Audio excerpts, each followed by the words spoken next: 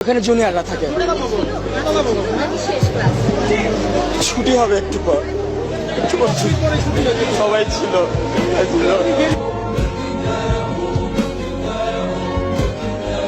Milestone school ছুটি হবে minute 10 পরে। ফুলের মতো জীবনগুলো যাবে আপন ঘরে।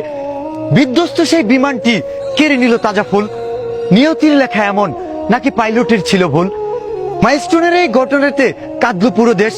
সন্তান হারা বাবা মার সব স্বপ্নই হলো শেষ। মৃত্যু কখন কার কিভাবে আসে তা আমরা কেউই জানি না। মৃত্যু কখনো কোনো বয়স মানে না। আজকের দুর্ঘটনায় যারা চলে গেছে, আল্লাহ তোমার কাছে দোয়া করি তাদেরকে তুমি জান্নাতবাসী করো। আর সাথে এটাও দোয়া করি, আল্লাহ তুমি এমন মৃত্যু আর কাউকে দিও। এই জুলাই মাসটা স্টুডেন্টদের জন্য অভিশপ্ত একটা মাস। যখন এই জুলাই মাস আসে তখন স্টুডেন্টের মায়ের বুক খালি হওয়া শুরু করে। বাংলা নিউজের বরাত দিয়ে জানতে পারলাম নিহতের সংখ্যা 16।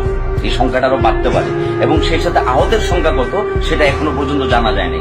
এর ভেতরে আর্মির ভলান্টিয়াররা মাইক দিয়ে চিল্লায় বলতেছে A negative, B negative, AB negative, AB positive, নানান ধরনের রক্তের দরকার। ঠিক এই মুহূর্তে আপনার একটা ব্যাগ রক্ত হয়তো যে কোনো একটা ভাই বোনকে বাঁচাই দিতে পারে।